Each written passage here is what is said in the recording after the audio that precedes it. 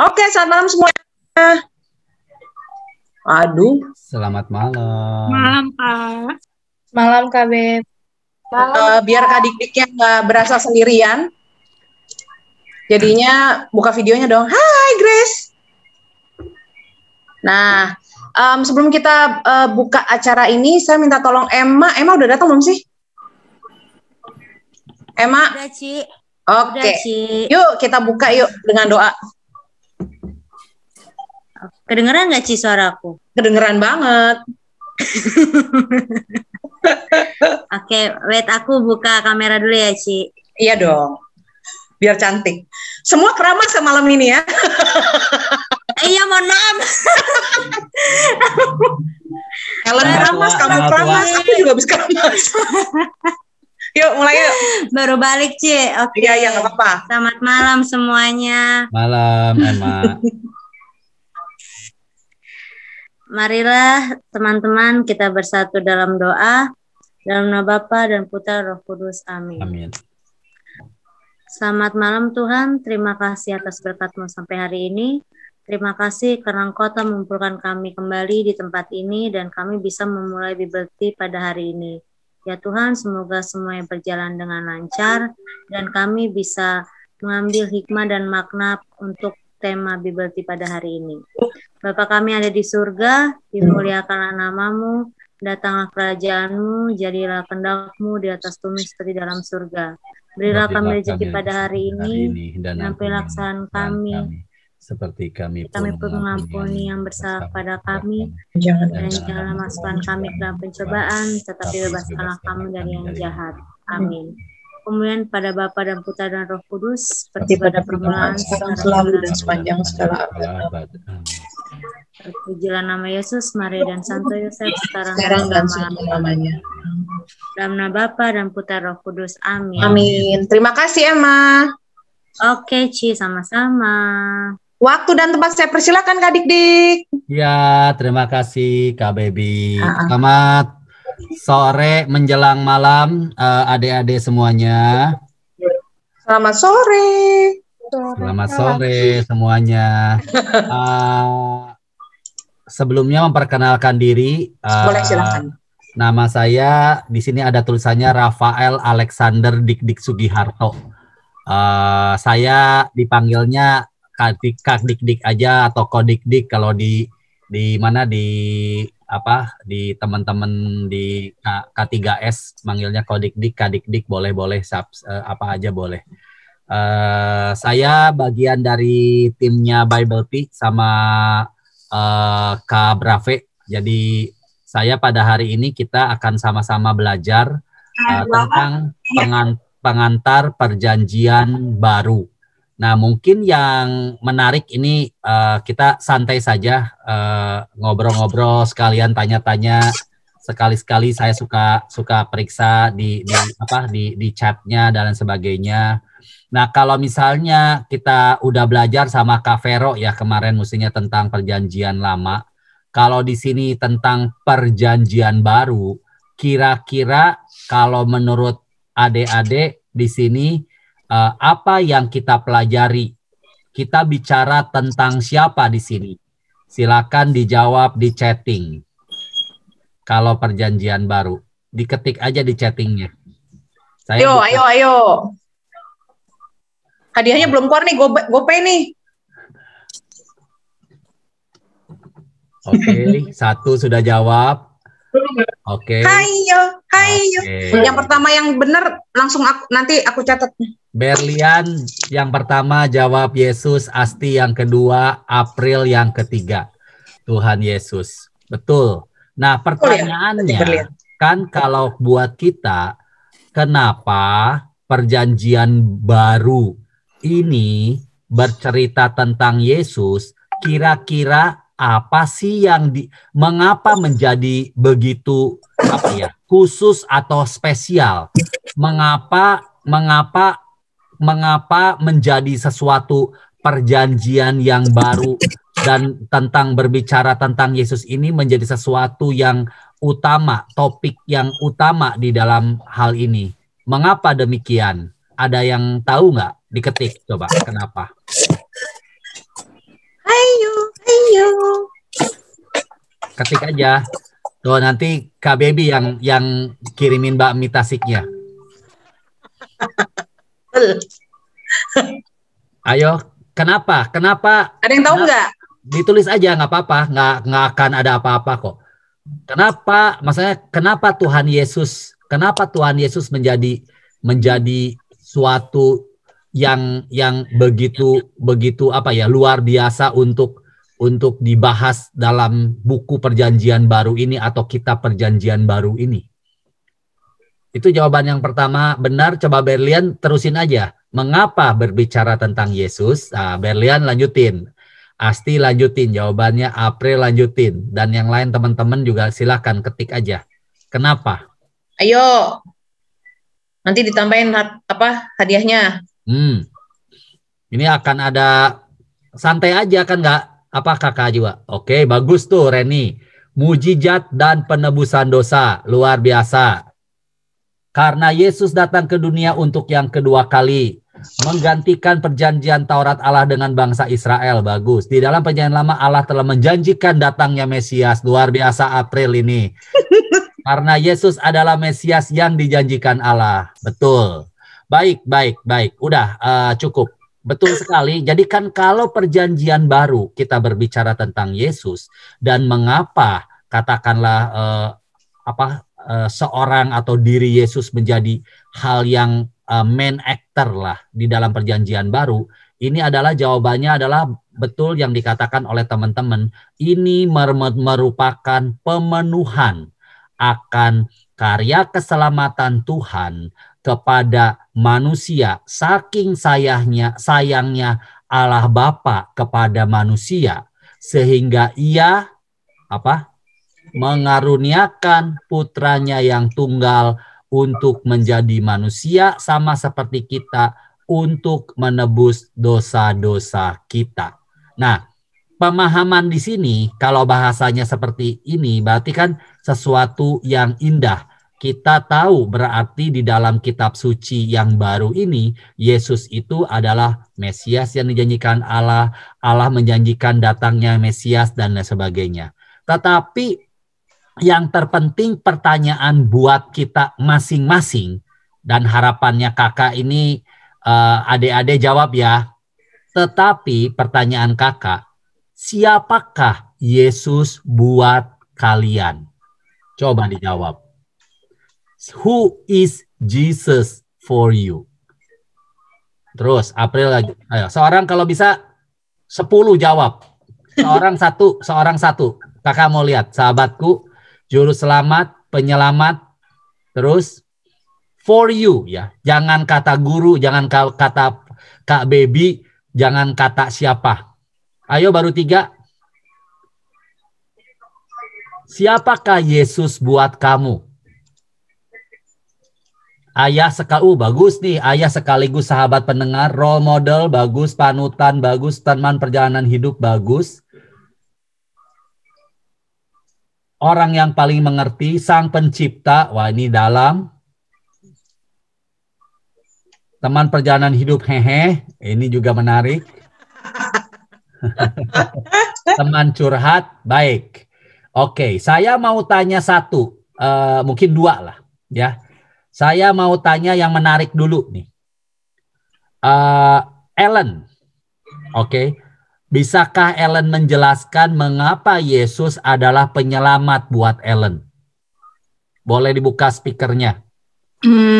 Karena di titik terendah tuh kayak nggak ada orang lain gitu yang bisa menyelamatkan, kayak ya udah jalan satu-satunya cuma bisa berdoa doang.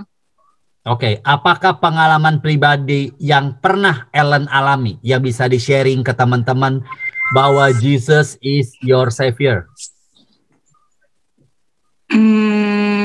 Pas skripsi sih kayaknya, Kak. Oke. Pas skripsi kayak bingung gitu, kayak nggak ada jalan keluar, terus doa, terus novena, terus kayak ya udah tiba-tiba datang aja gitu. Puji Tuhan. Ini kakak kan ngajar ataupun sharing begini udah cukup banyak ya. Dan banyak anak-anak OMK itu yang menjawab ini dan pengalamannya itu kurang lebih sama dengan pengalaman Ellen. Terus kemudian saya mau mendengar dari Nanda. Ini menarik. Ini termasuk yang menarik. Bisa Nanda jelaskan pengalaman Nanda, mengapa Yesus adalah menurut pengalaman Nanda ayah sekaligus sahabat pendengar yang baik. Pengalaman apa dari Nanda yang bisa di-sharing ke teman-teman? Ketika orang lain itu nggak bisa memahami aku gitu, ketika aku berada di posisi terendah, itu cuman Tuhan yang ngerti, terus Tuhan yang memahami aku, terus ceritanya cuman ke Tuhan, dan itu lega, seperti itu. Oke, lega, bagus. Cuman apa pengalaman setelah kita bercerita dengan Tuhan? Terus bagaimana apa yang bisa Nanda sharingkan? Ini kakak lebih dalam lagi ya pertanyaannya ya. Oke, ada yang ya Tuhan, saya sekarang dalam keadaan yang benar-benar berat ya Tuhan. Saya serahkan seluruh hidup saya kepada Tuhan, beban hidup saya. Terus kemudian kita sharing kepada Tuhan. Setelah itu lega, oke? Apakah kelegaan itu buat Nanda merupakan suatu pengalaman iman, ataukah ada pengalaman iman yang lainnya yang bisa Nanda bisa bagikan ke teman-teman?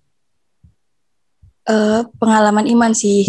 Terus tanpa aku sadari pun dari situ perlahan-lahan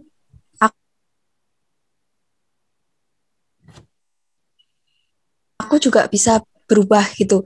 Oke. Ya, pandangan lain yang seharusnya memang oh ini tuh harus terjadi sama aku untuk pendewasaanku. Banyak pelajaran yang aku lihat lah setelah kejadian itu, seperti itu sih. Oke, bagus Nanda. Excellent. Satu lagi terakhir. Paulus. Wah, ini baru kita rayakan kemarin, jadi saya juga nggak berani manggilnya. Paulus. Boleh sharing? Paulus, mengapa menurut Paulus, pengalaman apa yang Paulus alamin bahwa Yesus adalah sang guru kehidupan? Halo, izin masuk Pak. Ya, monggo. Ya, baik, terima kasih atas kesempatan yang diberikan. Menurut saya, kenapa saya menyebut Yesus sebagai sang guru kehidupan itu, di dalam Injil banyak sekali pesan yang disampaikan Yesus tentang apa yang kita jalani dalam kehidupan sehari-hari. Yang paling utama itu tentang cinta kasih dan tentang kesabaran menurut saya. Dan juga tentang perjuangan hidup. Dan perjuangan hidup yang diajarkan Yesus itu melalui salib, melalui penyaliban Yesus. Itu yang diajarkan. Terus yang saya pahami Pak. Terus yang kedua tentang cinta kasih terhadap sesama dan juga terutama terhadap Tuhan. Yang ketiga tentang kesabaran. Bagaimana kita menjalani hidup ini dengan penuh kesabaran untuk melewati rintangan hidup. Seperti yang dilakukan oleh Yesus melalui salib yang dia tunjukkan atau yang dia lakukan dengan penyalibannya. Itulah kehidupan yang sesungguhnya di dunia ini. Itulah penderitaan. Dan memang kita di dalam kehidupan di dunia ini memang harus ada penderitaan yang digambarkan dalam penyaliban Kristus. Begitu Pak, terima kasih. Wah, luar biasa. Saya berikan aplaus kepada Paulus penjelasannya ini. Jadi apa yang mau kakak katakan di sini, bahwa pertama, setiap orang melihat Yesus atau mengalami Yesus masing-masing belum tentu sama. Mereka punya ciri khas sendiri. Bagaimana Yesus hadir di dalam kehidupannya. Ada yang hadir benar-benar sebagai sahabat. Ada yang hadir sebagai penyelamat di kala kita duka. Ada juga yang hadir sebagai tadi guru kehidupan yang bisa kita pelajari di dalam kitab suci. Bagaimana Tuhan menjadi model cinta kasih, bagaimana model ketaatan dan juga model penderitaan. Ini saya katakan ini sudah rada dalam gitu. Tapi bagus sebetulnya semakin kita mengenal Tuhan sekarang hari ini, adik-adik semua, mungkin tahun depannya lagi kita akan mengenal Tuhan Yesus dengan jauh lebih dalam. Nah, nanti kita di sini juga belajar bahwa di dalam perjanjian baru ketika kita belajar tentang kitab suci ataupun Injil, kita ngelihat ada 3 Injil atau 4 Injil, yaitu Matius, Markus, Lukas, dan Yohanes. Tentu pertanyaannya adalah kenapa sih ada 4 padahal yang dijelaskannya kan hanya Tuhan Yesus. Nah, di sini saya dengan tadi saya melempar pertanyaan kepada adik-adik. Adik-adik menjawab tentang siapa Yesus dari perspektif yang berbeda tergantung pengalaman yang kita alami di dalam kehidupan kita masing-masing. Pengalaman iman itu yang mengantar kita untuk semakin mengenal Tuhan.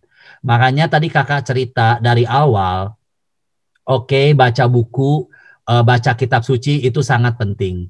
At the end of the day, pada saat akhirnya adalah pengalaman akan kasih Tuhanlah yang menunjukkan kualitas relasi kita dengan Tuhan itu sendiri. Jadi sebetulnya apa yang adik-adik lakukan dengan berdoa, dengan membaca kitab suci, dan terutama dengan mengalaminya dari setiap katakanlah kasih yang dialamin oleh kita semua, maka kita akan memiliki tingkat kedalaman kualitas hubungan atau relasi kita dengan Tuhan. Kalau dulu katakanlah pada saat kita relasinya biasa, pada saat kita berbuat dosa, ya kita mungkin cuek-cuek aja karena menganggap ya manusia semua berdosa. Tidak ada manusia yang suci, yang kudus.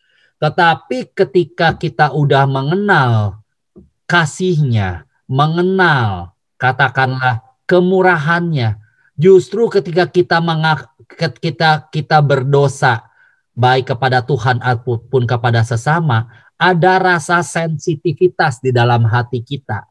Aduh, kenapa hari ini mengecewakan Tuhan ya? Aduh, kenapa hari ini saya mengecewakan teman saya ya?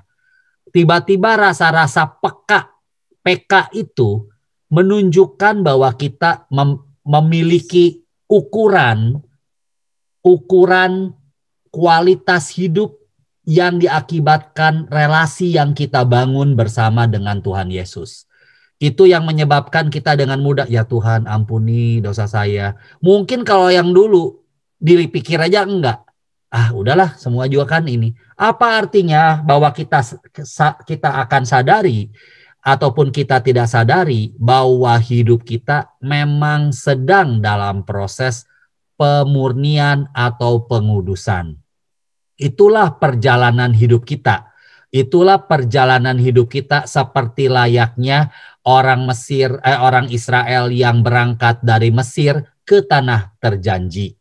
Itulah hidup penziarahan kita di padang gurun. Itu yang kenapa tadi kakak sebutkan dari Paulus katakan bahwa salah satunya adalah penderitaan. Nah, penderitaan atau salib itu memang jalan menuju kemuliaan. Kalau kita perhatiin banyak anak-anak muda sekarang, misalnya orang-orang YouTuber ataupun Instagram, kebanyakan ingin mendapatkan katakanlah respon pujian yang langsung. Jadi ketika respon dan pujian itu tidak diperolehnya langsung dengan instan, maka bisa membawa kepada bete, down, kurang semangat, dan sebagainya, bahkan sampai ke depresi dan bisa seperti bintang film di Korea yang akhirnya commit suicide.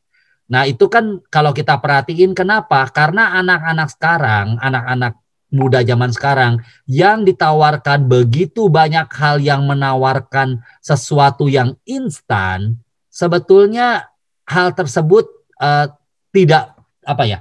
tidak mendidik mereka untuk saya harus berani mengorbankan sesuatu untuk tidak mendapatkan hari ini, untuk sesuatu yang bisa saya peroleh, kemuliaan yang saya peroleh di masa yang depan gitu. Nah, ketika kita semua udah bisa seperti itu, berarti kan yang mestinya saya dapat, saya nggak dapat atau saya tahan itu kan artinya kita rela berkorban. Nah, itu salah satu yang sama seperti Paulus tadi katakan bahwa itulah artinya bahwa kita mau mengikuti Yesus. Itulah kita artinya mau memanggul salib bersama dengan Tuhan Yesus. Itu sebagai preliminary sebetulnya dari pengantar perjanjian baru itu kuncinya adalah yang barusan kakak jelaskan. Nah, nanti kita pelan-pelan akan melihat di sini apa aja yang kita akan pelajari. Tidak lari dari kerangka yang barusan kakak jelaskan. Karena di dalam perjanjian baru yang dijelaskan adalah tentang Tuhan Yesus. Baik apa yang terjadi, apa yang diajarkan, bagaimana kehidupannya, dan lain sebagainya. Makanya di sini ceritanya adalah sebetulnya tentang kitab suci perjanjian baru itu bercerita tentang keempat Injil, bercerita tentang kisah para rasul, dan juga surat-surat Paulus ataupun surat-surat Katolik. Nah, nanti saya akan jelaskan sedikit di sini adalah kalau kita cerita Injil, berarti kan tidak dijelaskan bahwa kita bercerita akan mendengarkan cerita tentang kehidupan Tuhan Yesus dari lahir sampai dengan katakanlah wafat dan bangkit. Lalu mulai kisah para rasul sampai dengan surat-surat itu menceritakan tentang bagaimana gereja itu lahir. Jadi sama seperti kemarin kita mempelajari hari raya Pak Petrus dan Paulus, di mana hampir sama dengan bagaimana hari lahir gereja, itu menunjukkan bahwa bagaimana ketika Tuhan Yesus itu katakanlah sudah tidak ada lagi bersama para murid itu bisa dengan dewasa membangun, mewartakan katakanlah kabar sukacita kepada seluruh manusia. Itulah yang dilanjutkan oleh para murid sampai dengan hari ini. Nah, jadi kalau kita pelajarin kondisi ini, berarti kita sekarang udah mulai memahami bahwa mulai kisah para rasul, di mana di sana adalah karya Roh Kudus udah mulai muncul, berarti saat itu kita, termasuk kita ya, adik-adik semuanya, di mana kita memiliki kewajiban karena kita telah menjadi anak-anak Allah, bagaimana kita mewartakan kasih Tuhan, mewartakan Injil, mewartakan kabar gembira tadi yang adik-adik tadi sebutin ke saya. Itulah sebetulnya yang harus diwartakan. Dan kita harus berani mewartakannya. Kepada siapa? Yang pertama, kepada keluarga di rumah. Harus bisa berani Paulus menceritakan ke keluarga di rumah seperti Paulus tadi sharing kepada kita. Ataupun Emma, ataupun April, dan siapapun adalah harus berani menceritakan bagaimana pengalaman dengan Tuhan. Jangan sampai sering kebanyakan nonton film barat mengatakan, kalau dengan Tuhan mah itu masalah pribadi. Itu sebetulnya pandangan modern society, orang-orang modern yang semakin lama menyebabkan hidupnya itu ya ini relasi kita dengan Tuhan mah antara saya dengan Tuhan saja. No, kita orang Kristen tidak seperti itu, karena dari seluruh Injil itu disebutkan bahwa semua yang Yesus katakan kepada seluruh para murid agar para murid itu mewartakan Injil, membaptis semua orang, dan Tuhan Yesus pasti akan menyertai kita sampai sepanjang masa. Itulah tugas kita semua. Ya, saya tugas kakak juga, tugas Kak Baby dan semuanya yang ada di sini agar membagikan sukacita itu. Makanya tadi saya tanya pertanyaannya, apa yang engkau alami? Karena rasanya harus penuh sukacita dulu. Kalau kita dari masing-masing pribadi tidak bisa mengalami sukacita, kasih Allah, kasih Tuhan yang kita alami secara langsung, sangat susahlah bagi kita untuk menceritakan bagaimana Tuhan itu baik kepada orang lain.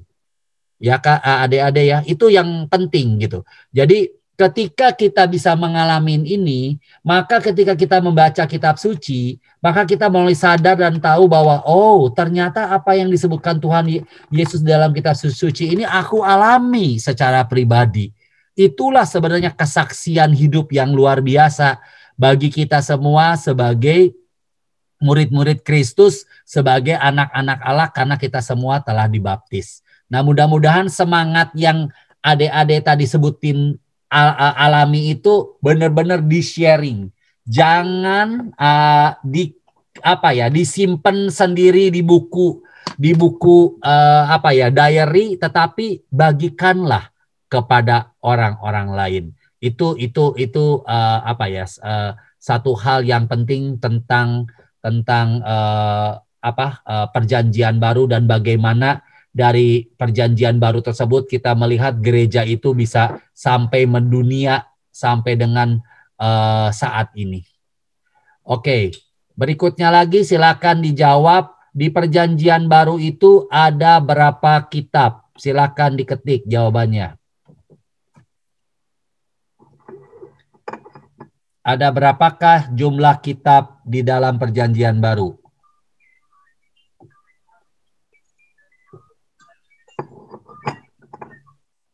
Oke, jawabannya 27. Tahu dari mana?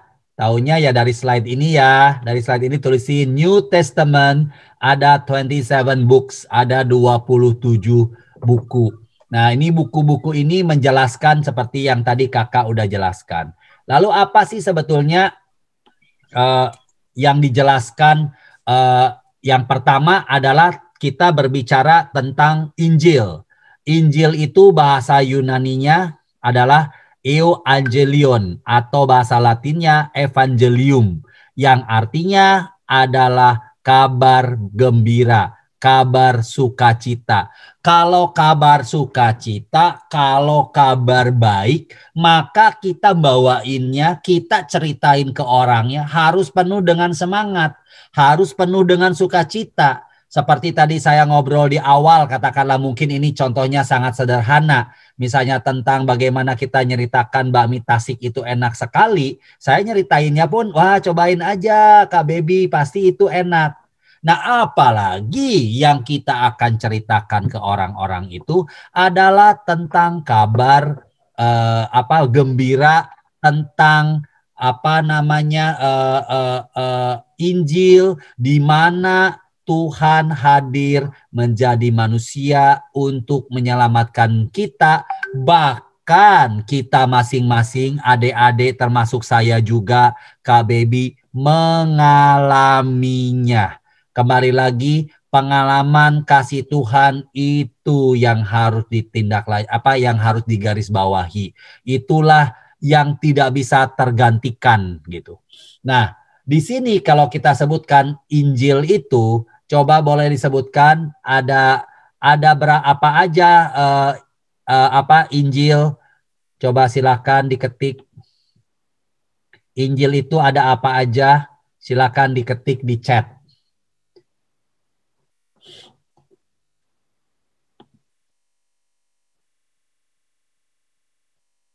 Silakan. Hayo.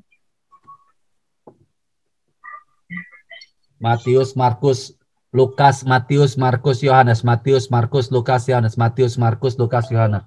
Keren loh mereka loh. Wah, ini salut aku. Ini Kak Baby kelihatannya harus keluar budget banyak nih. Cuma yang pertama kali keluar, Kak. Kalau nggak double saya. Ya. Oke, jadi artinya sebetulnya kan ada 4 tadi disebutin. Matius, Markus, Lukas, Yohanes. Kan timbul pertanyaan di kita, kenapa ya ada 4? Emang yang bedain itu apa saja sih gitu kan? Nah sebetulnya kalau nanti adik-adik belajarin lebih dalam lagi, saya nggak tahu ini kan baru yang bab pertama kita belajar ya. Kalau belajar nanti diterusin lagi, ada beberapa paroki itu nerusin lagi ke bab pertemuan yang kedua. Yang kedua itu diajarin tentang Markus misalnya nanti ya. Di berikutnya lagi nanti apa sih yang bedain gitu, kenapa sih beda dan sebagainya. Saya hanya menjelaskannya adalah sama seperti tadi ketika saya menanyakan adalah who is Jesus for you. Jadi masing-masing itu ternyata memiliki pandangan, memiliki definisi, memiliki pengalaman akan siapakah Tuhan Yesus berdasarkan apa yang dibaca, mungkin berdasarkan apa yang dialami di dalam kehidupan adik-adik masing-masing. Nah, ini juga sama. Jadi ketika di sini sebetulnya Injil tadi disebutin sama adik-adik ada 4, tapi itu sebetulnya disebutnya Injilnya 1 karena yang dibahas itu adalah tentang kehidupan Tuhan Yesus. Tetapi ada 4 rupa. Nah, nanti kita jelasin apa aja yang membedakan kurang lebihnya. Misalnya saya ambil contoh, saya mau nanya sekali lagi. Coba, kalau menurut adik-adik ya, kisah Natal itu ada di Injil apa saja? Nah, ini layak nih Kak Baby kasih hadiah kalau yang ini. Ya, kisah Natal atau kelahiran Yesus itu ada di Injil apa? Apa dan apa sajalah. Artinya kan lebih dari 1. Silakan ditulis. Ini dapat hadiah ini. April, Matius, Lukas. Matius, Dewi, Yohanes, Lukas, Injil Lukas, Matius. Oke. Jadi yang benar adalah yang jawab yang pertama tadi, yaitu April dan Felix, yaitu Matius dan Lukas. Pertanyaannya buat kita nih kalau kita ditanya, oke, kalau itu Matius dan Lukas, kira-kira apa sih kurang lebih yang membedakan antara kelahiran di Matius, kelahiran Yesus di Matius dan di Lukas? Di mana letak perbedaannya? Coba, ini lebih dalam lagi, ini dapat hadiah, boleh juga ini.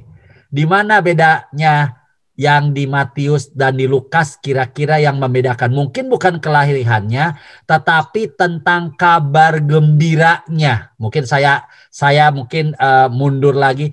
Apa yang membedakan kabar gembira kelahiran Yesus di Matius dan kabar gembira kelahiran Yesus di Lukas? Silakan, yang tadi jawab benar bisa lanjutkan. Yang jawab separoh kayak Paulus, separoh di Lukas aja ceritanya nggak apa-apa. Berlian yang tahu di Matius ceritain kenapa. Felix dan April yang tahu di dua-dua silakan. Teman-teman yang lain yang tahu silakan. Apa yang membedakan? Ditunggu, yang bedain kabar gembira apa? Yang membedakannya apa? Di mana letak perbedaannya? Kalau saya kasih kisi-kisi lagi, ya, oke kan tadi jawabannya kan Matius dan Lukas. Oke, siapakah yang bertemu dengan malaikat Gabriel? Mungkin itu di Matius dan di Lukas. Saya pertanyaannya tuh nggak ada yang sulit, perbedaan gaya menulis nggak. Pertanyaan kakak nih gampang banget kok. Ya, apa yang bedain adalah malaikatnya di Matius ketemu siapa, kalau di Lukas ketemu siapa. Nah itu udah beda tuh. Ya kalau ini di mana nih? Ini jawabannya Reni yang mana nih? Soalnya jawabannya di Matius ketemu siapa, di Lukas ketemu siapa. Nah, coba malaikatnya. Nih kakak agak sedikit iniin. Wah, Kak, kalau Injilnya aku nggak tahu. Tapi malaikatnya Bunda Maria doang. Mungkin kalau Bunda Maria itu akan mengandung. Tapi satu lagi di Injil yang mana, malaikatnya tuh ketemu adiknya Maria yang bahwa dia tuh sebenarnya mandul, terus tiba-tiba bisa melahirkan, dan Bunda Maria pun melahirkan. Itu Injilnya sama kalau yang itu. Injilnya sama. Nih kalau yang ini Kathleen Bunda Maria di Matius, Gembala di Lukas. Ayo. Kalau ini Lia jawabnya Matius ketemu Maria malaikatnya. Kalau Berlian sekarang di Matius ketemu Yusuf. Udah mulai nih, kerurai nih. Ayo. Sedikit lagi udah keurai, ini udah mulai keurai, udah tiba-tiba ada muncul nama Yusuf. Saya nunggu yang bener aja deh Kak Dik-Dik. Saya juga nggak tahu. Hebat ini orang mudanya. Iya.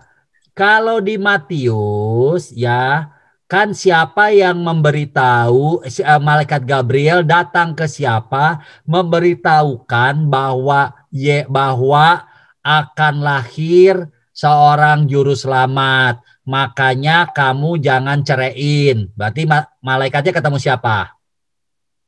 Di Matius. Santo Yosef. Santo Yosef. Kalau di Lukas lagi diam-diam malaikat datang. Salam Maria, penuh rahmat, Tuhan sertamu. Oh, ada apa ya? Engkau dikaruniai karena Roh Kudus akan ini sehingga engkau akan melahirkan anak dan engkau harus beri nama Yesus. Tapi aku ini belum bersuami. Kan gitu kan? Terus nanti karena Roh Allah akan tinggal. Lalu Bunda Maria, aku ini hamba Tuhan, terjadilah padaku menurut kehendakmu. Ini kakak ngomong begini aja sampai merinding nih. Ya, jadi artinya kita bisa ngelihat bahwa Matius yang ditonjolkan itu malaikat ketemu Yusuf seorang laki-laki. Kalau ditanya kenapa? Karena Matius, Injil itu dibuat buat siapa? Buat bangsa Yahudi yang berubah menjadi orang Kristen atau orang Kristen keturunan Yahudi.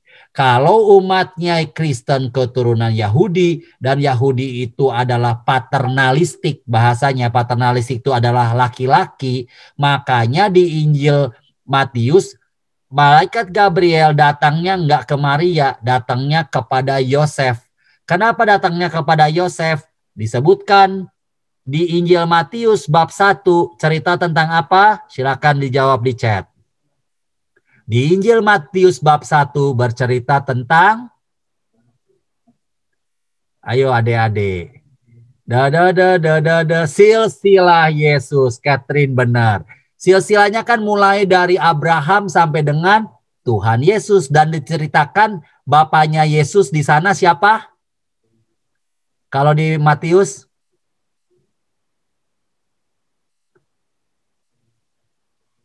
adalah Santo Yosef yang disebutkan nih, kalau bahasanya di kitab suci yang pertama itu di ujungnya adalah di sini, Yakub memperanakan Yusuf suami Maria. Berarti Yusufnya yang ditekenin. Kenapa? Karena umat Injil Matius ini diberikan kepada umatnya adalah orang Kristen Yahudi. Jadi makanya ini banyakkan laki-laki lah. Disebutkan bahwa Tuhan Yesus ini emang menggenapi apa yang dijanjikan oleh Allah di dalam perjanjian lama gitu. Tetapi kalau Injil Lukas itu diberikannya kepada, nanti disebutkan adalah buat orang-orang di luar. Katakanlah bukan orang yang keturunan Yahudi. Jadi mereka nggak memperdulikan itu turunan dari mana. Nah, ke siapa dijelaskannya? Karena Injil Lukas itu kebanyakan kepada kaum yang lemah, perempuan. Makanya banyak sekali di Injil Lukas itu cerita tentang cinta, tentang orang miskin, tentang perempuan. Makanya siapa tuh namanya, malaikat Gabriel datangnya kepada Bunda Maria. Jadi salah satu yang mau kakak jelaskan bahwa kenapa satu Injil 4 rupa, karena tergantung daripada jemaat yang saat itu ditargetkan atau dijelaskan kepada siapa. Itulah. Nah, itu kalau kita balik itu ke pertanyaan kakak tadi yang pertama itu kan adalah who is Jesus for you? Jawaban masing-masing kan belum tentu sama semua. Nah, itu mudah-mudahan memberikan gambaran sedikit lah kepada kita supaya adik-adik bisa memahami. Tapi nanti ada ininya ya. Ada apa ya? Ada perbedaannya secara gamblang gitu. Terus kemudian mereka itu sebetulnya yang dijelaskan tadi kan di depan bahwa yang diberikan kepada semua orang, bahwa Yesus yang hadir, yang menyelamatkan, menyembuhkan, memberi makan, bahkan yang tadi saya ikutin ke Paulus tadi, mau menderita, wafat, dan bangkit. Bayangkan saja jika kita ada seorang guru yang kita ikutin, katakanlah, terus diceritakan kalau kamu mau ikut saya, hidup kamu harus menderita. Wah, ini kan tidak semua orang bisa memahami arti ini gitu. Aduh, mana mau, ini kan hidup di dunia maunya kalau bisa kan enjoy aja gitu. Tetapi pengalaman kakak yang tadi kakak jelasin dari kehidupan kakak dulu sebagai pemain bulu tangkis yang tidak jadi lah katakanlah, sampai dengan bekerja dan lain sebagainya. Memang hidup itu ya penuh tantangan dan kita memang harus terus taat, setia, perlu penuh bekerja keras, rela mau berkorban untuk sesuatu yang mau kita dapatkan lebih baik di masa yang akan datang. Itu sebetulnya kita bisa alamin, kita bisa dapatkan dari apa yang Tuhan Yesus telah ajarkan, bahkan lakukan oleh Tuhan Yesus itu sendiri dalam kehidupannya. Nah, sebetulnya itu yang merupakan kabar gembira yang harus katakanlah kita jelaskan kepada atau kita wartakan kepada setiap orang yang kita temui. Oke, adik-adik ada itu enggak? Adik-adik ada kitab suci kan di bawah kitab sucinya? Saya cuma mau sedikit ceritakan. Kalau Injil sinoptik itu kurang lebih menjelaskannya itu atau menyampaikan Yesus itu agak mirip gitu antara Matius, Markus dan Lukas. Dia sebutnya Injil sinoptik. 3 itu ya. Matius, Markus dan Lukas. Misalnya kalau ditanya maksudnya kakak seperti apa? Oke, saya kasih ambil contoh. Katakanlah saya ambil contoh yang mudah di sini sebentar. Oke. Kita buka katakanlah Matius 8 ayat 14. Ya. Di dalam Matius 8 ayat 14 sampai 17 itu tentang apa? Saya mau tes dulu nih soalnya. Semua ada baca kitab suci enggak? Matius 8 ayat 14 sampai 16 tentang apa? Silakan di ini. Silakan diketik di chat supaya mau cek aja bahwa kita membaca kitab suci yang sama. Matius 8 ayat 14 sampai 16 tentang apa? Betul. Ellen benar, ayat itu tentang menyembuhkan mertua Petrus. Oke Ellen, saya lanjutin mumpung Ellen udah buka. Di bawah tulisannya Yesus menyembuhkan ibu mertua Petrus dan orang lain, ada dalam kurung kan Ellen? Itu tulisannya apa Ellen? Kamu boleh jawab aja, nggak usah diketik lama.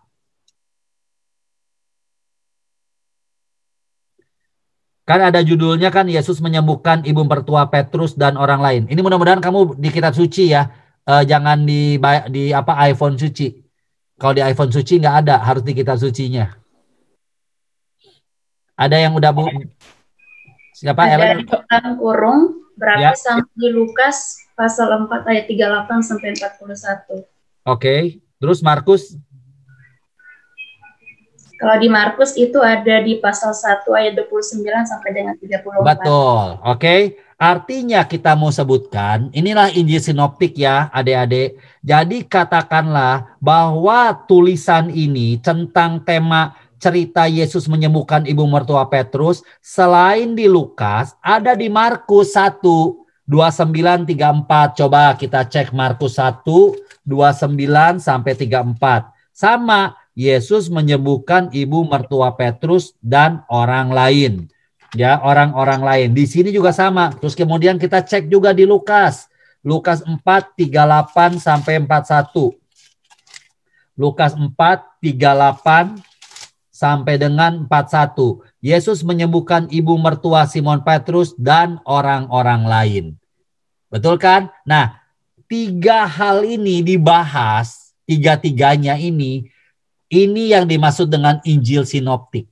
Dia tidak ada di Injil Yohanes. Bukan artinya tidak ada semua ya.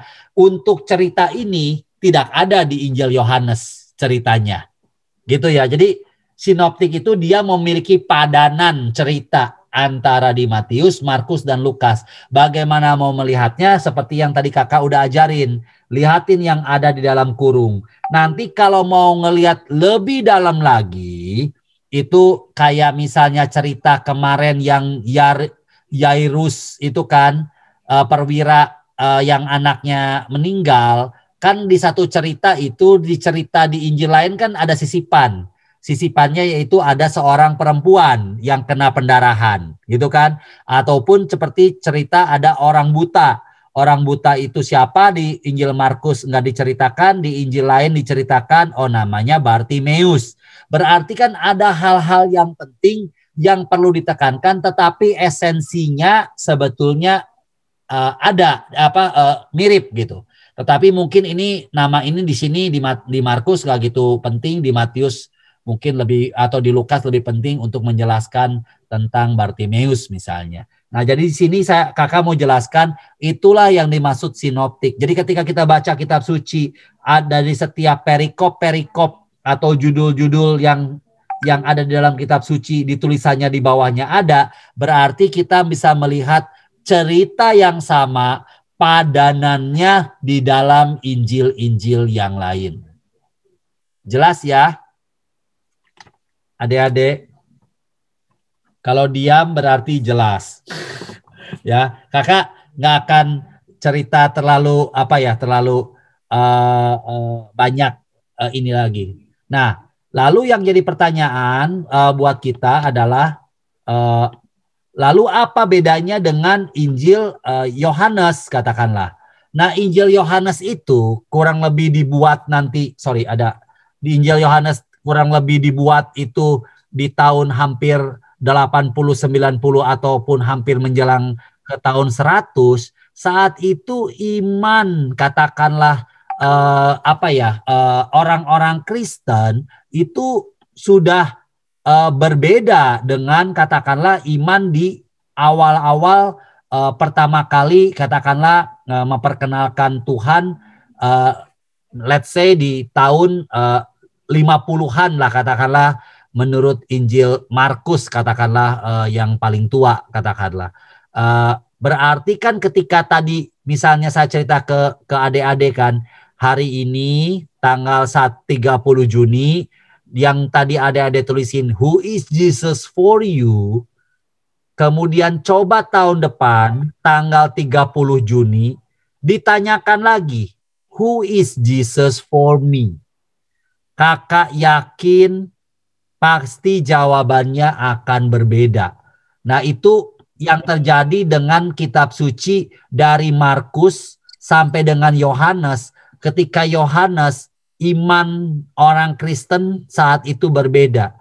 Di sanalah maka disebutkan yang terkenal di Yohanes 3 ayat 16, begitu besar kasih Allah akan dunia ini sehingga dia memberikan anaknya, satu-satunya anaknya yang tunggal, sehingga siapa yang percaya kepadanya tidak akan binasa melainkan hidup yang kekal. Berarti udah menjelaskan bahwa Yesus dan Allah itu satu gitu.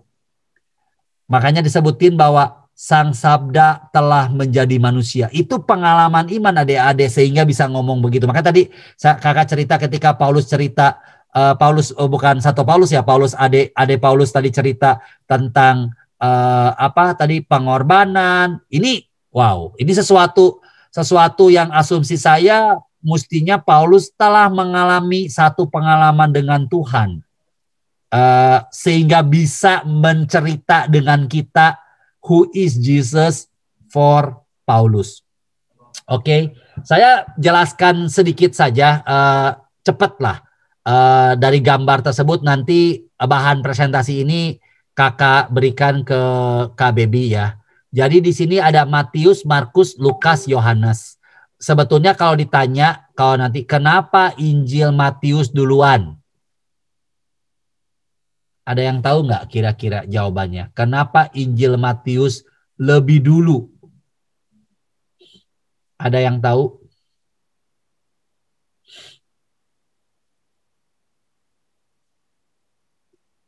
Sebetulnya jawabannya kan ada yang tadi disebutkan bahwa pemenuhan tentang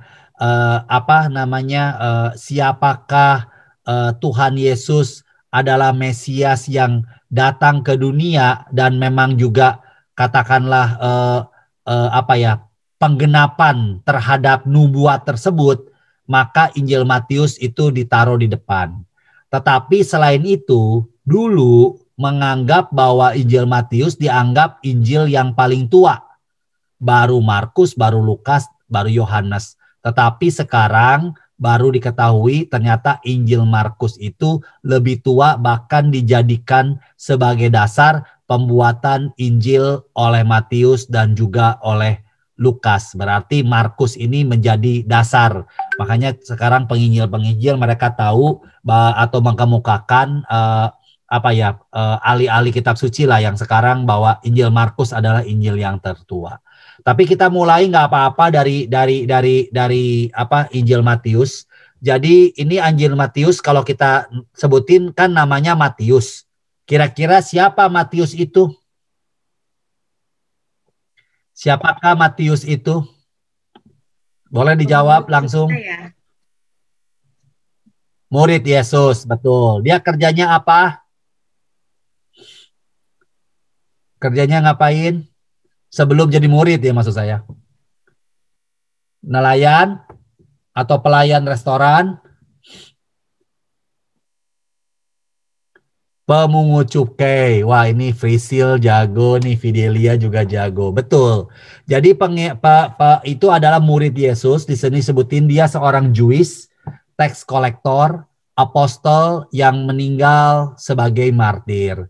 Nah, buat siapakah Injil Matius intended audience-nya? Adalah orang Jewish, orang Jew, dan Jewish convert. Jewish convert itu bahasa kitanya adalah orang Kristen tapi bangsa Yahudi. Kenapa? Karena merekalah yang tahu tentang nubuatan Mesias akan hadir. Hanya kembali lagi buat bangsa Yahudi, Mesias yang terpikir oleh bangsa Yahudi adalah Mesias seperti zaman Daud, di mana raja itu harus menguasai dunia seperti waktu Daud menguasai daerah Palestina. Sampai kerajaannya luas lah. Itulah yang terpikir oleh mereka. Sementara Yesus yang ada, kerajaannya itu adalah bukan kerajaan dari sini, tetapi kerajaan yang Tuhan Yesus berikan adalah kerajaan surga. Ini yang buat teman-teman atau saudara kita yang Jewish sampai hari ini, mereka masih menunggu atau menantikan Mesias. Sementara sementara kita orang Kristen sebagai pengikut Kristus, kita percaya bahwa Tuhan Yesus adalah Mesias yang dinubuatkan. Makanya orang Jewish atau orang Yahudi yang convert itu artinya menjadi orang Kristen, itulah sebetulnya audiensnya mereka. Makanya nggak kaget ya kalau nanti malaikat Gabrielnya di sana ke siapa? Santo Yosef, bukan ke Bunda Maria. Jadi udah ngerti karena mereka orang Jew itu hidup ininya paternalistik. Jadi garis kehidupan kalau baca di sana kan mulai dari Abraham, Ishak, terus kemudian Yakob 12 murid dan sebagainya. Yehuda melahirkan siapa dan sebagainya sampai dengan melahirkan Tuhan Yesus. Oke. Terus di sini adalah temanya apa? Temanya seperti yang tadi kakak jelaskan, Kristus itu adalah raja. Karena yang kepikiran sama mereka sedang menantikan Mesias itu seperti Raja Daud. Dan the promised Messiah of Israel, yaitu adalah janji kedatangan Mesias untuk bangsa Israel. Yang menarik di sini nanti kalau dibaca dari Matius itu ada 60 masih bercerita seperti yang dinubuatkan oleh Injil Yesaya, seperti yang dinubuatkan ada 60 merefer terhadap nubuat di Perjanjian Lama di Matius itu. Oleh karena itu hanya mau menceritakan bahwa ini loh Mesiasnya udah digenapin gitu. Nah itu yang menarik. Terus yang menarik juga yang dari buku Matius itu adalah kitab Matius itu adalah tentang adanya khotbah di bukit itu menggambarkan sama seperti ketika Musa memberikan kitab 10 perintah Allah. Di sini juga sama Sermon of the Mount, ini kurang lebih juga menceritakan sama-sama di gunung. Nah itu kan beda ketika Yesus memberikan khotbah di Lukas. Di Lukas itu tidak di gunung, tetapi di dataran yang rata lah. Nah, di sini kita nanti adik-adik akan belajar. Oh, di sana. Jadi jangan dibahasin. Jadi Yesus itu sebenarnya khotbahnya di gunung atau di datar? Ya, kita jawabannya tergantung Injil apa. Injil Matius itu di gunung. Kenapa? Karena audiensnya adalah orang-orang converted Jewish yang menjadi orang Kristen. Nah, supaya sama dengan mereka seperti Yesus di gunung saat itu, ya maka disebutkan itu yang terkenal dengan Sermon on the Mount, ataupun bahasa itu tuh adalah Beatitudes, ataupun 8 sabda bahagia. Itu yang kita jelaskan. Apa ayat penting? Ayat pentingnya adalah di Matius 28 ayat 19. Oleh karena itu, jadikanlah semua bangsa itu muridku, baptis mereka dalam nama Bapa dan Putra dan Roh Kudus, dan jangan khawatir sebab aku akan menyertai kamu sepanjang segala masa. Nah, kalau kita perhatikan di sini, apa yang penting di sini adalah Matius itu adalah saksi mata dari berbagai macam mujizat yang Tuhan Yesus lakukan. Juga menjadi saksi mata akan kebangkitan dan juga kenaikan Yesus. Jadi dari Injil di sini kan kalau ketahuan Matius, Markus, Lukas, Yohanes yang jadi murid Yesus kan Matius dan Yohanes saja. Markus dan Lukasnya adalah tidak. Nah itu mudah-mudahan memberikan gambaran sedikit ya kepada adik-adik semua.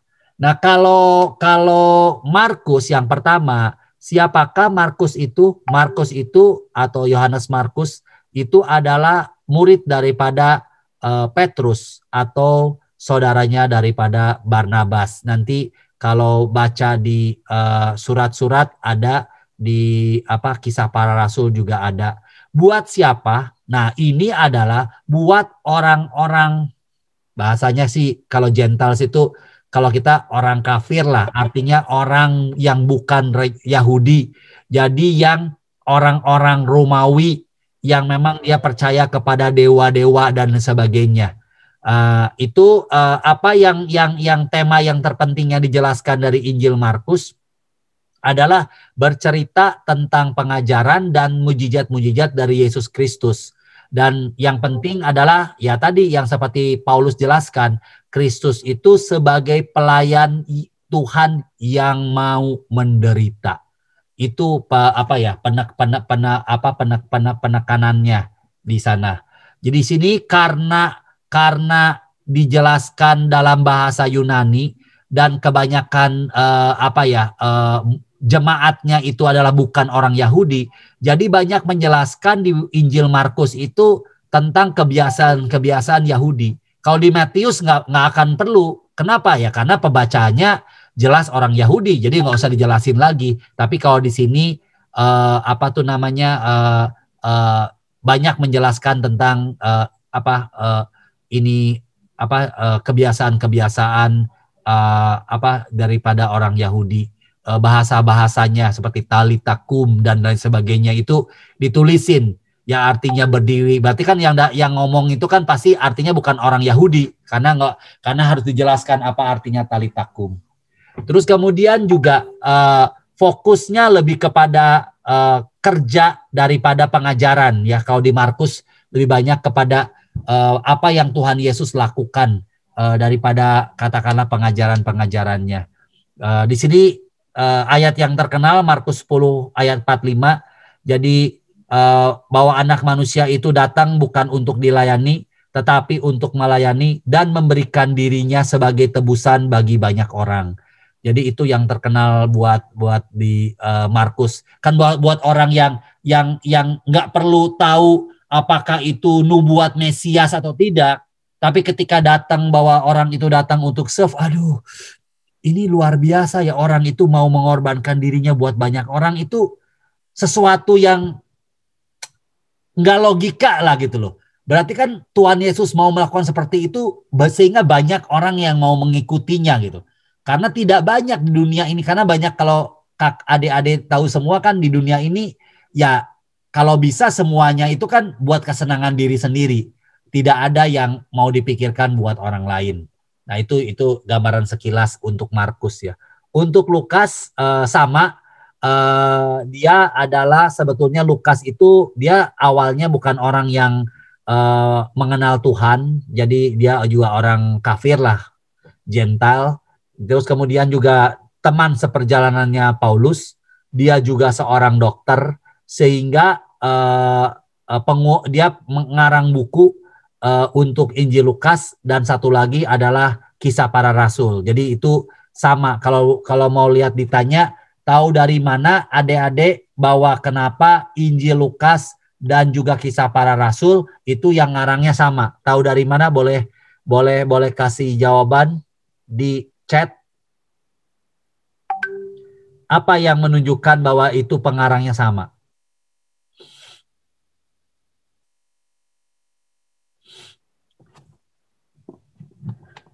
Itu jawabannya ada di Lukas 1 dan jawabannya ada di Kisah 1.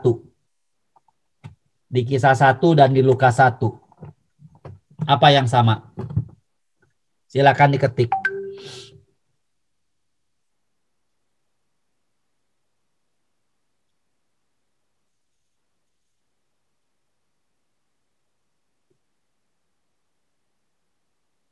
Halo. Halo.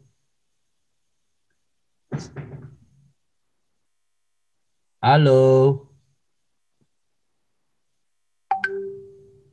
Masih ya, Kak Baby, masih ya? Masih. Belum ada yang jawab ya. Itu yang tadi ditulisin di sini ada, yaitu Hai Theophilus. Dicek di Lukas 1 dan juga di Kisah Para Rasul, kalimat depannya itu sama, yaitu kepada Theophilus.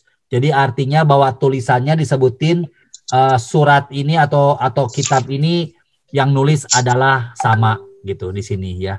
Jadi di sini lebih luas kita perhatiin. Lukas kan kurang lebih udah tahun 60-an lah katakanlah dibuatnya.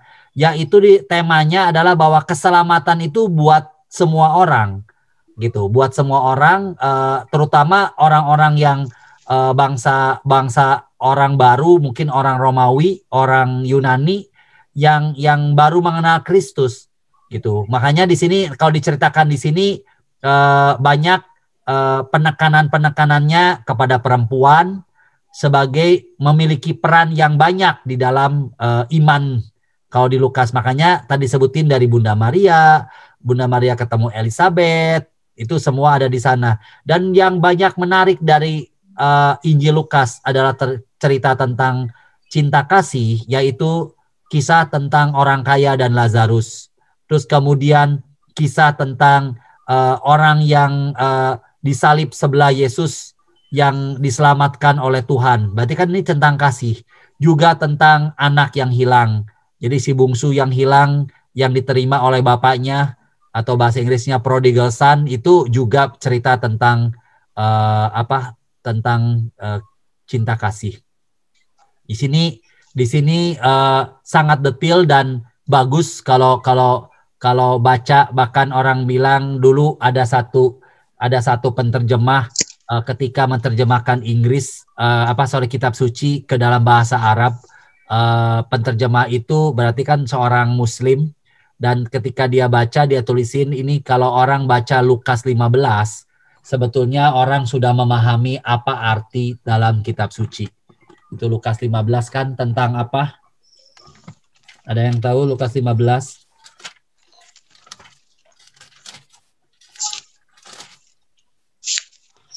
Lukas 15 tentang domba yang hilang, dirham yang hilang, dan yang terakhir adalah anak yang hilang.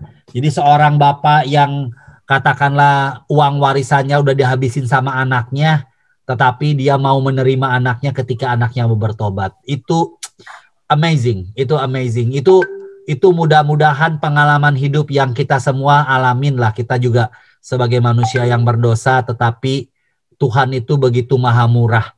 Dan Tuhan mau menerima setiap anak yang mau balik ya. Makanya harus balik kita itu pulang ke rumahnya supaya supaya Bapak kita menyiapkan cincin, menyiapkan jubah, menyiapkan kambing untuk nyiapin makan barang bersama kita.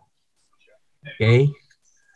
Nah, kemudian yang terakhir Yohanes, ini seperti yang saya jelaskan tadi, ini iman orang Kristen sudah meningkat di sini. Jadi ini yang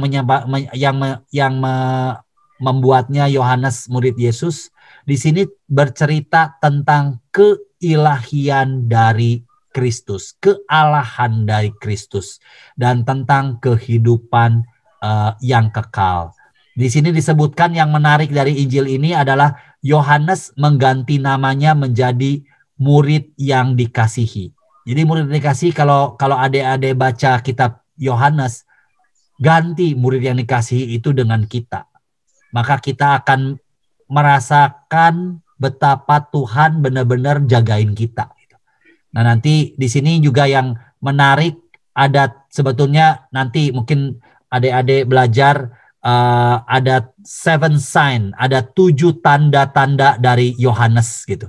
Contohnya seperti mengubah air menjadi anggur di Kana, terus sampai terakhirnya membangkitkan Lazarus, terus kemudian juga tentang keraguan Thomas karena tanggal 3 Juli besok hari Santo Thomas Rasul, pelindung parokinya kakak, dan juga tentang pertobatan Petrus ketika ditanya Simon anak Yohanes, apakah engkau mengasihi aku, yang ditanya Yesus 3 kali. Itu sesuatu yang luar biasa di sana. Benar-benar kalau kita baca itu benar-benar kita bisa memahami bahwa itulah sebetulnya kabar gembira yang kita dapatkan. Dan bahkan ayat kuncinya Yohanes 3 ayat 16 yang sangat populer itu menunjukkan betapa Tuhan itu, Allah itu begitu baiknya kepada kita sehingga memberikan anaknya kepada kita supaya kita semua bisa selamat. Itu sebetulnya ketika kita memahami seperti itu, kita bisa jalanin itu hal tersebut di dalam kehidupan kita. Ya. Nah, saya sedikit nggak banyak-banyak. Jadi ketika di Injil sudah selesai, Yesus bangkit, maka Yesus menjanjikan untuk memberikan Roh Kudus. Nah, jadi suka ada kalau kita pahamin bagaimana Trinity itu hadir, misalnya Allah Bapa berkarya atau hadir adalah dalam Perjanjian Lama, Tuhan Yesus hadir atau berkarya di dalam keempat Injil, dan mulai dari Kisah Para Rasul sampai terakhir, Roh Kudus yang berkarya seperti yang Tuhan Yesus janjikan akan memberikan kepada kita roh kebenaran yang akan mengajarkan kepada kita bagaimana kita mengatakan yang benar, melakukan yang benar, dan lain sebagainya. Nah, disinilah sebetulnya asal muasal ketika Tuhan Yesus telah bangkit, maka gereja itu berkembang, dan para rasul terutama Santo Petrus, Santo Paulus, dan juga 70 para rasul semuanya mereka tersebar ke seluruh dataran di Timur Tengah sampai ke Eropa, sampai mereka mewartakan Tuhan Yesus dan juga membangun jemaat-jemaat di sana. Nah, dari sana kemudian nanti kita bisa belajar tentang surat-surat dan lain sebagainya. Itu sebetulnya untuk menunjukkan bahwa betapa gereja perdana itu mereka begitu bersemangat untuk mewartakan Kristus yang bangkit dengan dibantu oleh Roh Kudus, sehingga semakin tersebar luaslah gereja atau Tuhan Yesus itu sampai dengan 2000 tahun seperti keadaan sekarang. Dan sekaranglah tugas kita, adik-adik semuanya termasuk saya, Kak Baby, bagaimana kita tidak lelah untuk terus mewartakan kasih Tuhan. Pertama kalinya adalah seperti yang sama dialami oleh Paulus, mengalami kasih Tuhan dengan buta 3 hari. Itu artinya kan bukan hanya secara fisik buta, tetapi ada masa di mana benar-benar Paulus itu katakanlah mengejar-ngejar orang Kristen, tetapi justru dipakai Tuhan dan menjadi salah satu orang yang paling berani yang mewartakan katakanlah kekristenan kepada bangsa-bangsa yang bukan Yahudi. Itu menunjukkan sesuatu hal yang luar biasa, bahwa setiap manusia memiliki kesempatan untuk dipakai oleh Tuhan menjadi muridnya, menjadi rasulnya untuk terus mewartakan kabar gembira itu kepada seluruh bangsa. Dan saya percaya adik-adik semua pun, kita semua di sini pun dipakai oleh Tuhan untuk bisa terus mewartakan kasih-Nya kepada sesama, mewartakan kasih-Nya ke dalam keluarga, sehingga semakin lama di dalam kehidupan kita, orang semakin melihat kasih Tuhan melalui perbuatan-perbuatan kita. Jadi sebetulnya yang kita pelajarin dari perjanjian baru ini, pertama adalah Injil adalah kabar gembira bagi jemaat. Tetapi bagi kita yang merupakan bagian dari jemaat yang telah mengalami Injil itu sendiri di dalam kehidupan kita, maka kita udah pasti akan membagikannya kepada orang yang lain. Terus kemudian Injil dibuat oleh penulis pada saat itu menyesuaikan dengan keadaan jemaat yang seperti yang kakak jelasin tadi. Yesus Kristus yang dikenal mengikuti pertumbuhan iman jemaat, itu yang kakak jelasin tadi di Injil Yohanes dengan Injil Markus menceritakan siapakah Tuhan Yesus berbeda dengan yang Yohanes. Karena di Injil Yohanes menceritakan tentang keilahian daripada Tuhan Yesus. Yesus menyertai jemaat dalam evangelisasi sampai ke ujung bumi, sampai dengan saat sekarang.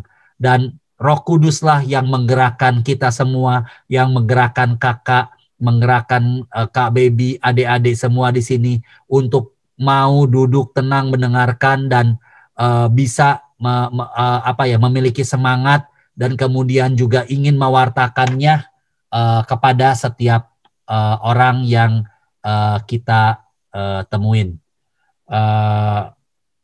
Mengenai berikutnya tentang surat-surat itu, bagaimana ketika kita membangun saat itu ketika Paulus, Petrus dan juga para rasul membangun jemaat, mereka berkomunikasinya dengan melalui surat.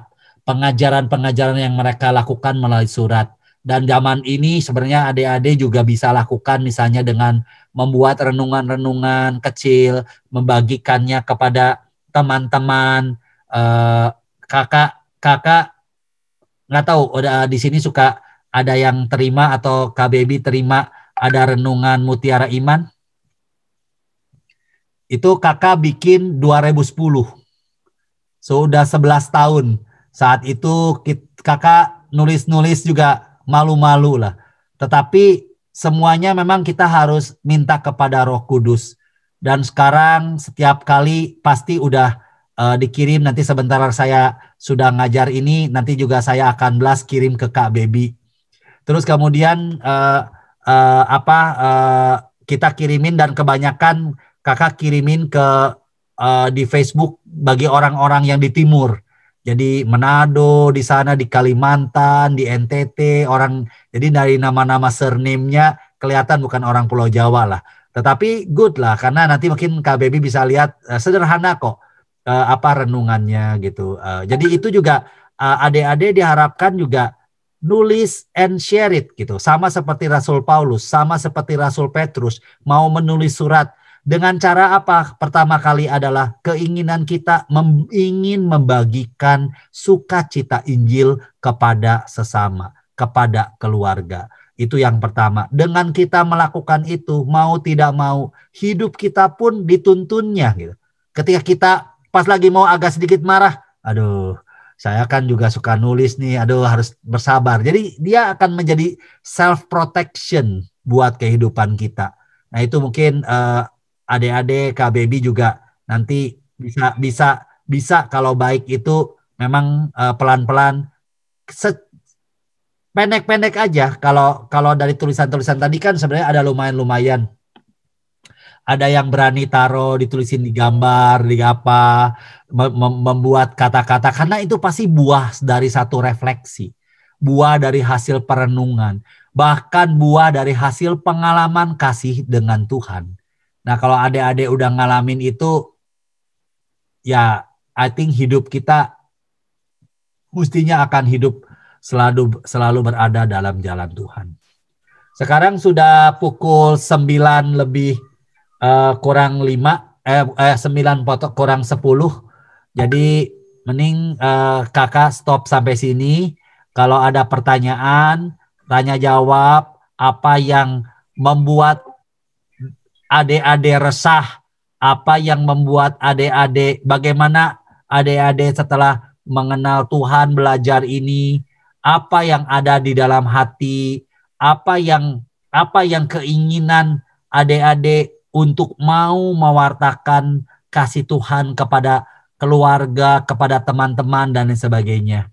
Itu kakak pernah ya jadi bukan ketua lah, jadi koordinatornya untuk satu grup di kita sebutnya ada live team lah. Nggak tahu live team di tempat kakak nggak ada. Kita ya? Sempat ada live team di Bona Kadikdik. Iya. Jadi kita ada live team. Itu kita pegangin 7 anak-anak. Dan pada saat saya tahun yang ketiga, itu saya ada tanya. Saya bilang, oke, pertanyaannya, apa buah yang kamu telah dapat dari 3 tahun itu? Dan seorang anak, sekarang anak itu udah kawin, udah menikah, karena udah lama. Jadi dia cerita, wah kak, kalau dulu saya setiap kali mau ini, saya suka minta papa pimpin doa. Wah, pertama kali dimarahin sama papahnya. Terus kemudian terakhirnya papanya bilang udah doa masing-masing. Terus terakhirnya papanya mau pimpin doa. Walaupun diawali, boleh nggak doa bapak kami? Oh boleh, katanya yang saya satu tim sama saya itu. Terus sampai terakhirnya dia bilang sekarang kalau saya berdoa malam ataupun berdoa di keluarga, papahnya yang mimpin. Artinya seorang anak di dalam keluarga pun jangan pernah takut gitu untuk katakanlah yuk kita ajakin keluarga berdoa bersama. Kalau di hari ini tidak, doakan mereka. Di hari besok tidak mau, doakan mereka. Sampai berapa tahun, doakan, pasti akan terjadi. Saya boleh sharing ya, mungkin ini sebelum nanti tanya jawab adalah saya itu di keluarga baru dibaptis yang pertama itu saya. Jadi papa mama saya belum dibaptis. Saya masih ingat dulu kalau namanya orang tua di daerah kan suka sama Tuhan dalam tanda kutip ada oke deh ya kalau anak saya sarjana mau dibaptis. Jadi ada suka dagang begitulah sama Tuhan. Tapi saya kan nggak menyalahkan mereka orang-orang zaman dulu nggak masalah. Terus kemudian ketika saya jadi sarjana mama saya dibaptis. Terus kemudian tapi papa belum. Jadi saya lulus tuh tahun 93. Ditungguin 94, 95, 96. Sampai itu jadi saya dari baptis tahun 83. Bayangkan adik-adik. Itu saya doain papa mama saya dibaptis. Jadi mama saya dibaptis 93 which is 10 tahun kemudian. Dan adik-adik tahu kapan papa saya dibaptis? 2006. Hitungin. 2006 potong 83. 83 ke tahun 2017 tahun. 17 tahun ditambah 6, 23 tahun. Kakak mendoakan agar opa dibaptis. 2008 dibaptis, puji Tuhan, 2008 papa saya kena stroke. Tapi papa saya udah ikut CAP, papa saya udah ikut KPKS di paroki. So artinya saya percaya papa saya bisa doa rosario sendiri, bisa tidak sendiri. Nah itu memang itu misteri kenapa harus menunggu 23 tahun saya pun tidak tahu. Tetapi kalau kita tidak kalau kita tidak menyerah ya dan terus gigih ya untuk tadilah mewartakan Tuhan melalui doa-doa adik-adik. ya jangan khawatir gitu. Ada waktunya, memang Tuhan pasti akan memberikan waktu yang tepat lah buat kita. Saya stop dulu, Kak Baby dan adik-adik. Silakan kalau ada yang mau bertanya. Kalau ada yang mau tanya, boleh Kalau silakan. saya ngobrol 10 tahun lagi terus ngomong terus juga bisa, teman jangan. Silakan kalau mau langsung nanya boleh, mau lewat chat juga boleh. Terima kasih semuanya. Makasih Kak Dik-Dik. Malam hari ini interaktifnya oke banget. Kalau ada yang mau nanya boleh langsung dibuka mic-nya atau boleh di chat box ya. Langsung nanti aku bacain nggak apa-apa. Info aja ke Kak Dik-Dik, teman-teman OMK ini udah bikin kayak image untuk ayat kesayangan mereka nih Kak Dik-Dik. Jadi tiap hari mereka posting di grup Bible Tea. Jadi paling nggak berawal dari situ aja sih. Excellent, betul. Saya dulu ketika bikin lingkungan, bikin renungan, pertama kali hanya berani kirim ke lingkungan. Kenapa Kak Baby? Karena kebetulan ketua lingkungannya saya.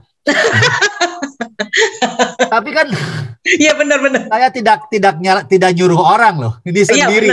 Judulnya kan tadinya mau memberikan teladan lah begitu. Iya. Gitu loh. Tapi ya tadi.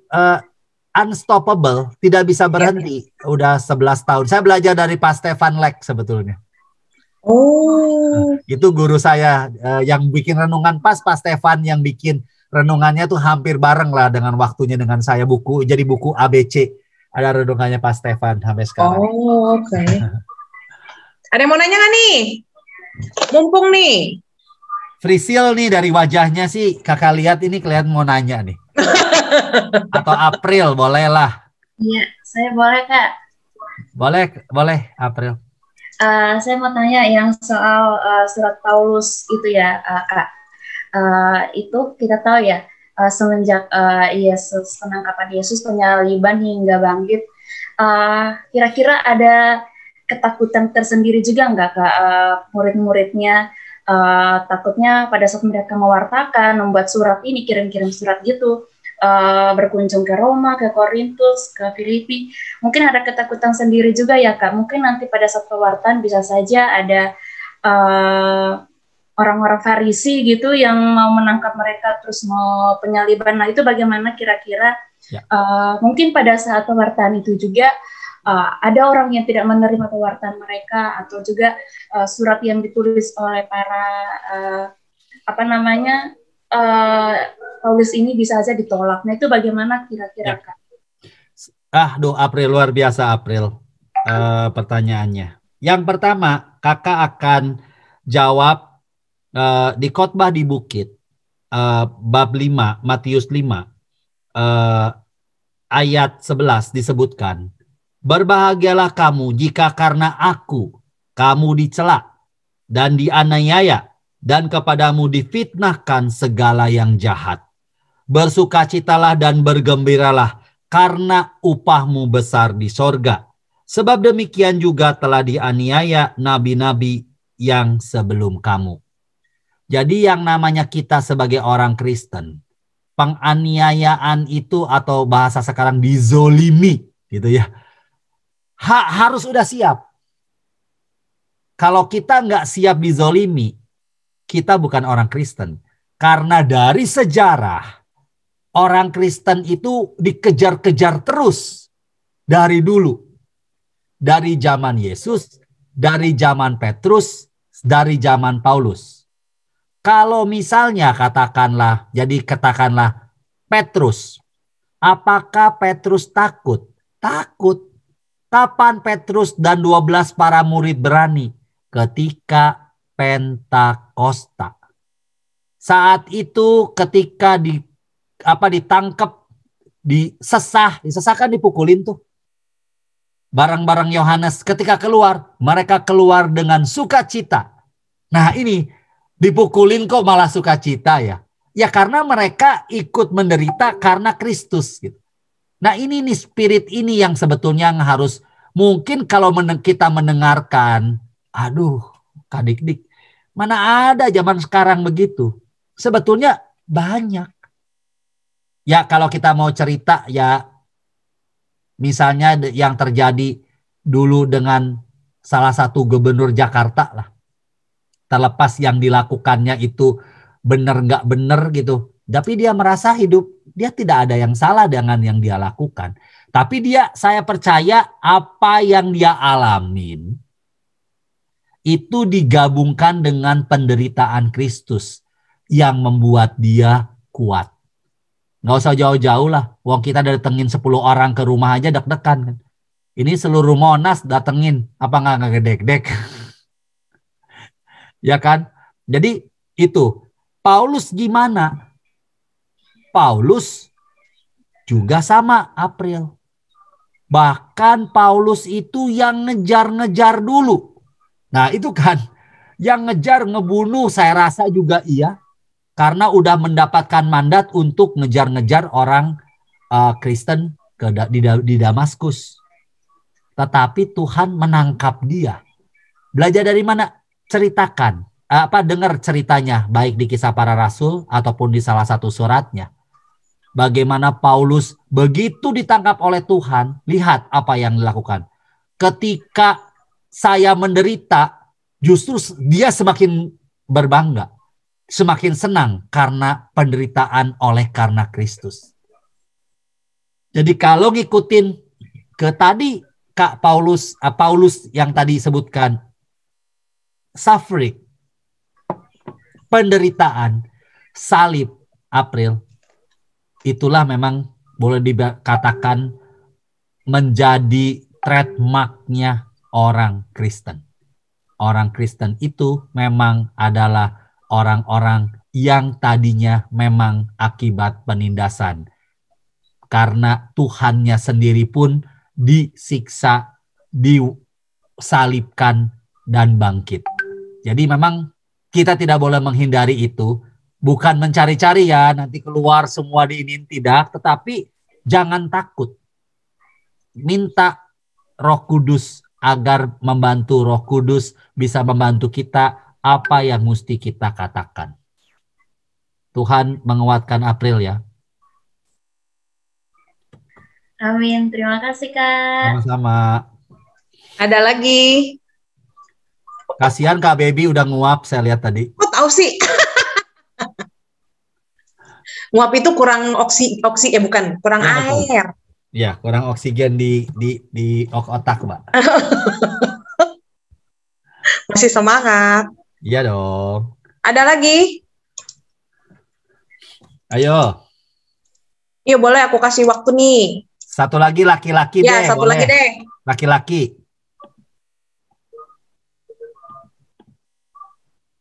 Ayo laki-laki siapa?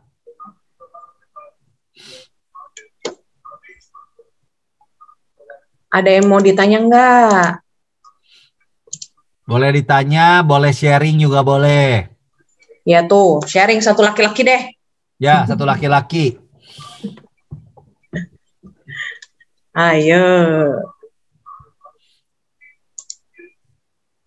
Udah pada mulai ngantuk nih kayaknya nih. Lia mau nanya. Oke, kalau nggak ada Lia deh. Ayo Lia. Nggak ada, Kak. Masa nggak ada? Iya, nggak ada. Frisil, silakan Frisil. Ada yang mau ditanya nggak, Fris?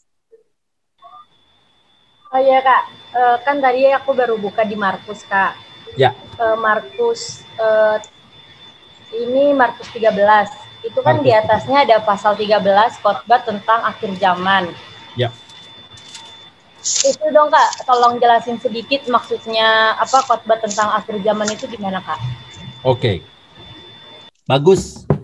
Jadi di dalam nanti mungkin saya mencoba menceritakan tentang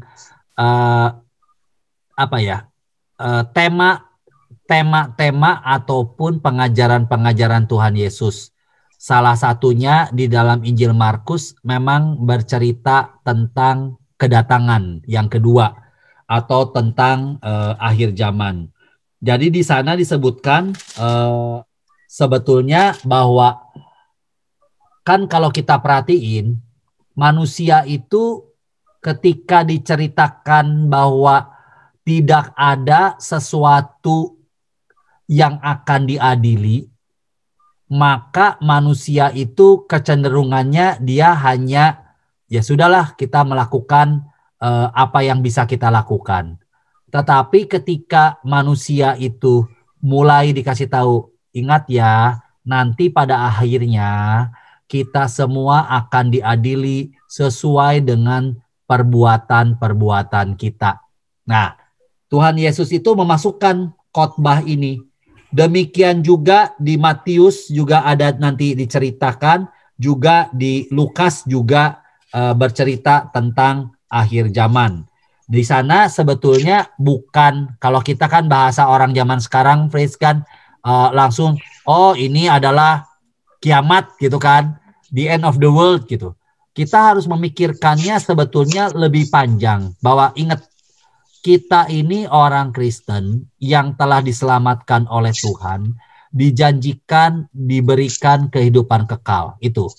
Kehidupan kekal adalah suatu rahmat yang luar biasa yang diterima oleh kita orang Kristen. Karena menurut saya alangkah menakutkan jika kehidupan kita itu selesai hanya di dunia ini, Fris. Nah, pertanyaannya kan berikutnya adalah bagaimana saya bertindak dalam kehidupan saya sehari-hari. Jika misalnya disebutin nanti Tuhan Yesus kan katakan kalau di Injil Matius kan, saya pada saat datang saya memisahkan antara domba dengan kambing gitu kan ya. Lalu ditanya, kamu yang ada di sebelah kananku, marilah tinggallah bersamaku. Lalu tanya, kenapa? Jawabannya kenapa, Fris? Karena apa, Fris? Karena ketika aku lapar, engkau memberi aku makan. Ketika aku haus, engkau memberi aku. Inilah sebetulnya disebutkan kurang lebih pada akhir zaman itu akan ada pengadilan dalam tanda kutip. Akan ada judgment terhadap apakah manusia-manusia yang telah mengikuti Tuhan melakukan seperti yang tadi. Apakah ketika lapar, kamu kasih makan. Misalnya Friska ada roti satu, sebelah ada nenek-nenek di sebelah halte, dia kelaparan, Friska di tangan ada roti, mau nggak bagi dua ke nenek itu? Tapi Friska sedang lapar.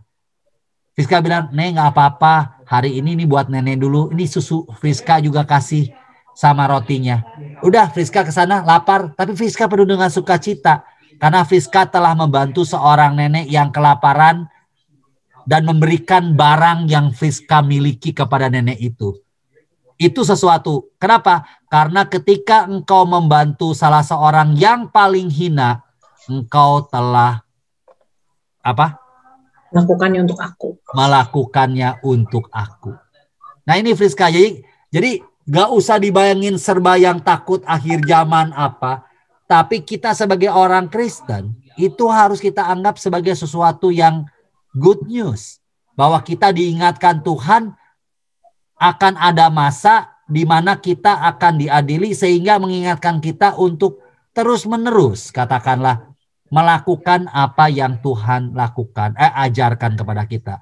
Percaya, ini kakak juga nggak terlalu masih banyak dari kekurangan ya. Tetapi dari pengalaman kakak ya, yang tadi lari maraton 42 kilo. Sekarang ini Kak Baby dan adik-adik saya lagi bikininya lari 7 kilo 77 hari. Dan cek di Instagram saya. 7 kali 77. Hari ini hari ke-30. Dan saya bilang silakan 1 kilo nyumbang 1.000. Berarti kan sehari nyumbang 7.000. 77 hari lah katakanlah dapat 500.000. Akan bantu ke siapa? Ke Bruder Petrus. Ada bantu ke yayasan untuk tunanetra dan sebagainya. Apa yang mau kakak jelasin bahwa sebetulnya memang kita memerlukan sedikit pengorbanan di dalam diri kita untuk bisa katakanlah berbagi kepada sesama. Nah suka ada yang nanya, emang kenapa sih Dik gue harus transfer ke kamu? Emang mau bawa ngantri sih ngantri. Saya bilang bukan itu. tetapi ada bentuk supporting. Tadi orang, kalau Kak Baby nih orang timur nih memang masih harus ini ya. Ada bentuk dukungan daripada teman-teman kepada katakanlah saya, kita semua yang nanti berkorban itu, supaya ya bisa dari hasil pengorbanan kita itu bisa berbagi kepada sesama. Semoga demikian ya Friska. Nih ngeheng nih sedikit nih.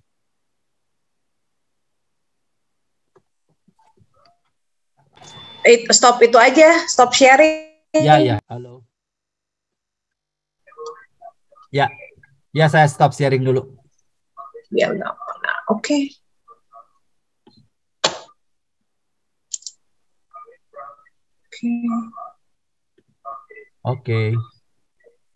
Oke, kalau gitu udah pertanyaan terakhir tadi, kita tutup aja. Siap. Kak Dik-Dik, terima kasih buat waktunya. Malam hari ini lebih bersemangat ya teman-teman. Iya nggak? Setuju nggak? Jadi ya kan? adik-adik harus lari semua. Lari Kelapa Gading itu biar semangat kayak saya. Lagi ngeri nih soalnya pandeminya Kak Dik-Dik. Ya jangan sekarang. Masker. Iya, soalnya lewatnya udara nih sekarang. Ya, saya hanya lari di komplek aja juga. Saya juga nggak berani kok. Iya, kalau jauh-jauh jadi ini. Ya. Teman-teman boleh buka ini videonya sebelum kita tutup seperti biasa. Kita akan sama-sama berfoto ya. Kita ini ya, pakai 5 ya, Bible T ke-5. Duh, taruh. Sebentar. Oke. Bagas, doa penutup siap-siap. 3, 2, 1. Sebentar, layar kedua. Ini kenapa? 3, 2, 1. Oke. Terima kasih Kak Dik-Dik. Ilmunya malam hari ini buat saya pribadi juga benar-benar bisa masuk. Interaktifnya keren banget. Buat teman-teman muda, aku pun nggak nyangka kalian ilmunya lebih banyak dari diriku sendiri. Teruslah menggali cerita Tuhan di kitab suci karena nggak ada ruginya, ya nggak Kak Dik-Dik? Setuju. Oke, nggak berasa udah ke-5 ya, jadi 2 lagi. Tetap semangat, nanti pasti kangen kalau Rebo nggak ketemuan lagi. Oke, Bagas, saya persilakan. Ya. Oke, mari teman-teman semua kita tutup dalam doa dalam nama Bapa dan Putra dan Roh Kudus. Amin. Selamat malam ya Bapak, kami mengucap syukur kepadamu atas berkat dan rahmat yang telah Kau berikan kepadamu sehingga kami dapat mengikuti kelas Bible Tea pada malam ini dengan baik ya Bapak. Ya Bapak, sebentar lagi kami akan beristirahat, kiranya Engkau menyertai kami dan tidur kami sehingga kami dapat tidur dengan nyenyak dan juga besok dapat bangun kembali dengan energi yang baru, dengan semangat yang baru ya Bapak. Ya Bapak, doa yang tidak lebih sempurna ini kami panjatkan kepadamu dalam pencerahan Yesus Kristus, Juru Selamat kami. Amin. Kemuliaan kepada Bapa dan Putra dan Roh Kudus seperti pada permulaan, sekarang, selalu, dan sepanjang segala abad. Amin. Dalam nama Bapa dan Putra dan Roh Kudus. Amin. Amin. Bagas sama terima kasih. Tadi Bagas sama siapa yang buka ya? Emma. Oh ya, Bagas sama Emma milih lagi ya temennya ya buat nutup dan buka minggu depan. Terus untuk tadi siapa ya? Berlian, Reni, April, Katrin, Frisil sama Vivi ya. Nanti aku hubungin ya. Oke, itu aja. Sampai ketemu Rabu depan. Kenapa? Ada pesan-pesan terakhir? Nggak ada. Lewat. Oke, kalau gitu. Terima kasih Mbak Ivon. Thank you. Semuanya. Sehat selalu ya. Sehat selalu. Ya, jaga kesehatan ya semua ya. God bless. Jangan sampai sakit. Ya, terima kasih. Dadah, Kak selamat Didi. malam. Bye. Ya, take care. Aku tutup ya. Ya, God bless. Bye. Bye.